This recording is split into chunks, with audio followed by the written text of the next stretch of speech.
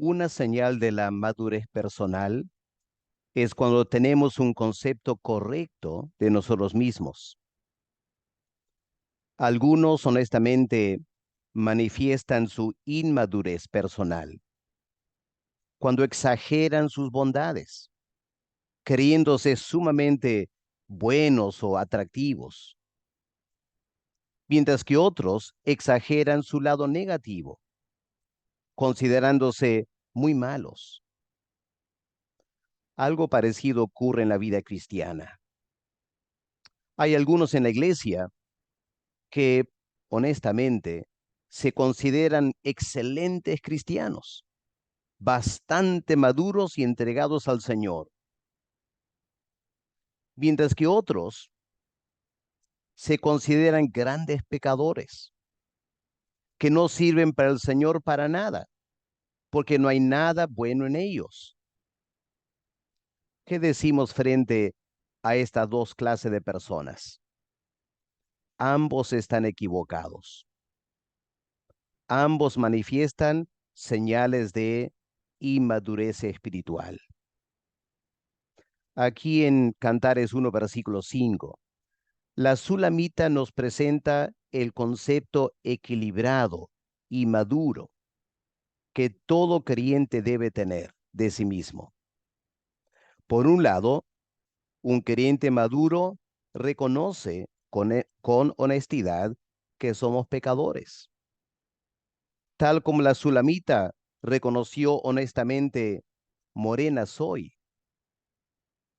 Pero al mismo tiempo, el creyente maduro puede afirmar que a pesar de nuestros pecados, somos de gran valor para el Señor. La Sulamita sabía que Salomón la amaba. Por eso ella dice, soy morena, pero también soy codiciable. Ahora, la palabra en hebreo para codiciable es navej, que significa hermoso o atractivo y por ende deseable. En Cantares 2, el versículo 14, el novio usa esta palabra en hebreo cuando declara que el rostro de la Sulamita es hermoso, codiciable. Y en Cantares 6, el versículo 4, la Reina Valera traduce esta palabra en hebreo en una forma general, indicando que la Sulamita era una mujer deseable. En la Reina Valera lo pone de desear. En esta parábola de Cantares, el énfasis está sobre el aspecto físico de la mujer. Aunque podemos reconocer que en Cantares 4, el versículo 3, este término nave en hebreo se aplica también a la voz de la mujer, que es una voz hermosa. Sin embargo, cuando lo aplicamos a la iglesia o al creyente, la palabra deseable se aplicaría no tanto a nuestros cuerpos físicos, sino más bien a nuestras almas o nuestros espíritus. El primer aspecto que podemos resaltar en la hermosura del creyente es simplemente su vida espiritual. Esa vida que el Espíritu Santo nos dio en el nuevo nacimiento. De otra manera, todos estaríamos muertos en nuestros delitos y pecados, como Pablo lo expresa en Efesios, el capítulo 2. Creo que todos sabemos que un cadáver, por lo general, es poco atractivo, especialmente si ese cadáver está lleno de llagas, heridas supurantes, quizá malolientes. No hay nada atractivo en la muerte. Nuestros pecados nos llevan a la muerte espiritual. Y por lo tanto, Dios siendo santo, Él aleja su mirada de nosotros, no se acerca en nuestra condición de pecado. En Habacuc 1, versículo 13, el profeta reconoce que Dios es demasiado puro de ojos para mirar el pecado. Y en Isaías 59, los primeros dos versículos, el profeta reconoce que los oídos de Dios no se han tapado, pero nuestros pecados han hecho una separación y Dios se aleja de nosotros. Pero cuán atractivo nos volvemos ante los ojos de Dios cuando el Espíritu Santo nos regenera, nos da nueva vida en Cristo, perdona nuestros pecados. En ese momento lo que pasa es que el Espíritu Santo nos devuelve la hermosura y la gloria que tuvimos cuando nos creó. Ese momento en Génesis 1:31 donde Dios mira la creación, incluyendo el ser humano, y Dios dice que era bueno en gran manera. En segundo lugar, nuestra belleza espiritual radica en que el Señor, cuando mira al creyente, ve esos frutos espirituales que el Espíritu Santo produce en cada creyente, a la par que va madurando en su vida cristiana. Esos frutos como el amor, el gozo, la paz, qué atractivos son para Dios.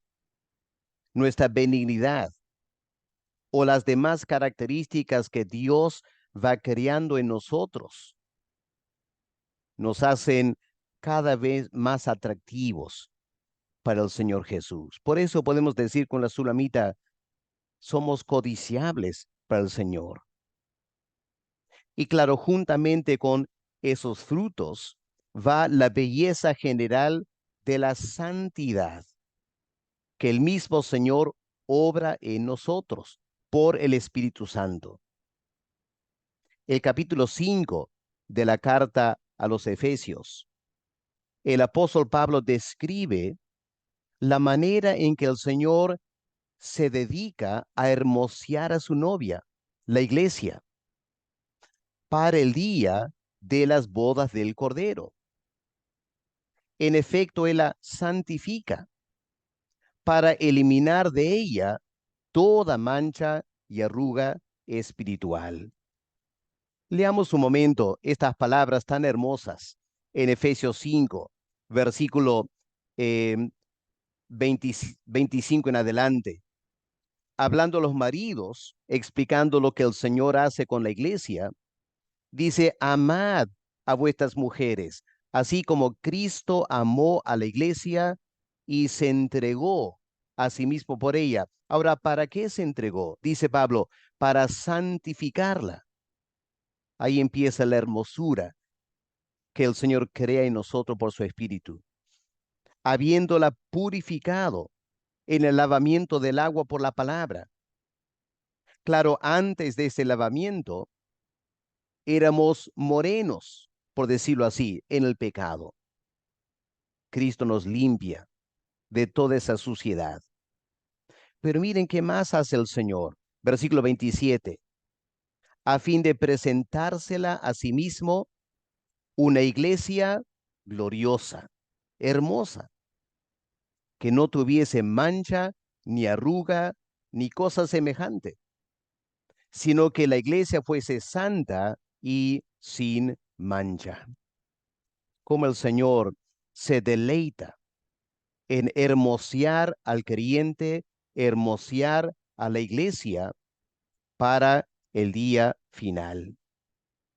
Como dijimos, la meta del Señor es presentar a la iglesia gloriosa, santa, sin mancha, delante del Padre en el día del juicio final.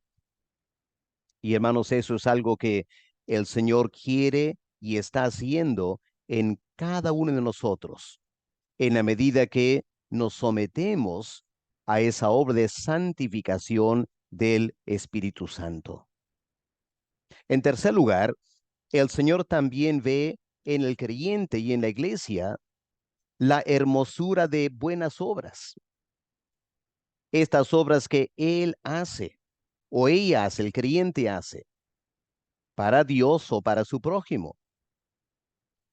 Estas buenas obras son como ese lino fino, limpio, resplandeciente, que aumenta la belleza del creyente ante los ojos del Señor.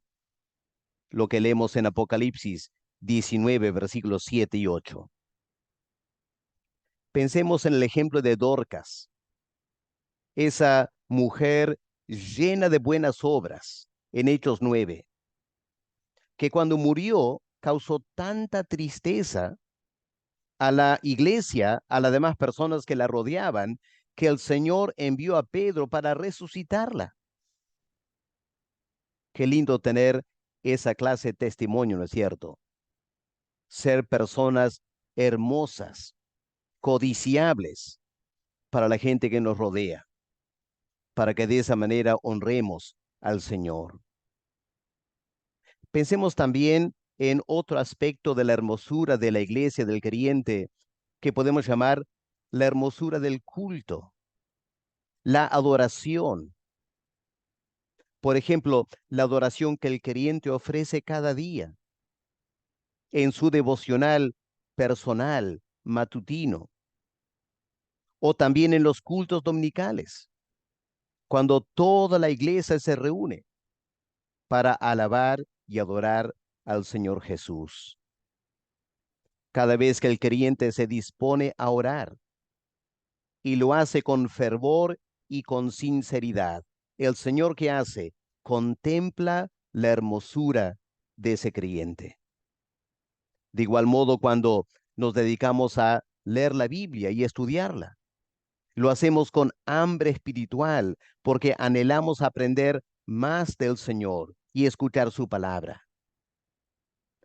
Todo eso aumenta la belleza del creyente y podemos decir con la sulamita, aunque soy morena, soy codiciable para el Señor.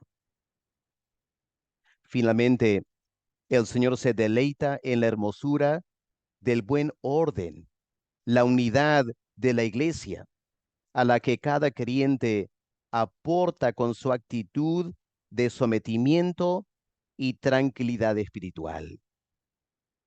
Si Pablo se deleitaba en ese buen orden, como leemos en Colosenses 2, versículo 5, ¿se imaginan cuánto más lo hace el Señor?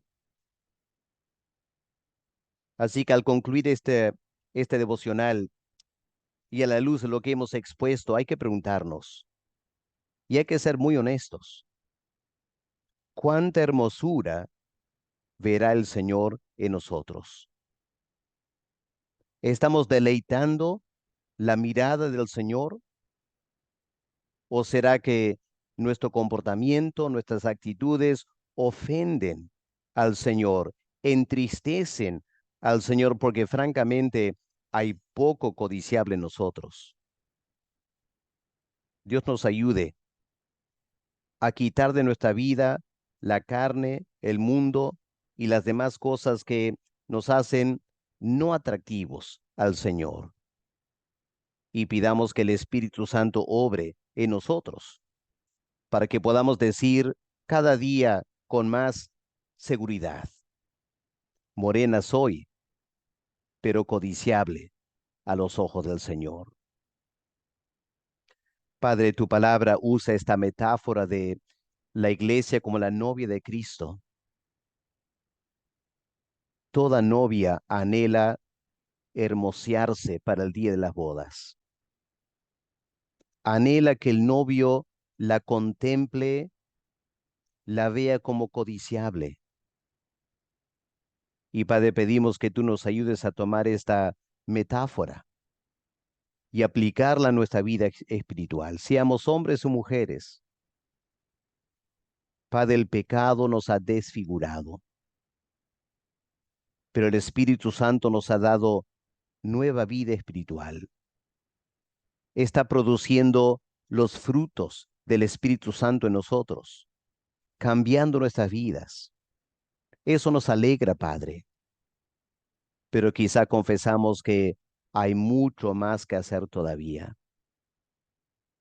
Padre, pedimos que tu Espíritu Santo avance con más vigor este proceso de hermosearnos como personas, para que el Señor que entregó su vida por nosotros nos pueda contemplar con gran gozo y con gran alegría, que Él pueda sentir que los sufrimientos suyos en la cruz valieron la pena cuando ve el fruto de su sufrimiento en nuestras vidas regeneradas, hermoseadas por el Espíritu Santo. Padre, gracias por hablarnos y pedimos que tú nos ayudes a ser consecuentes con tu palabra. En el nombre del Señor Jesús te lo pedimos. Amén.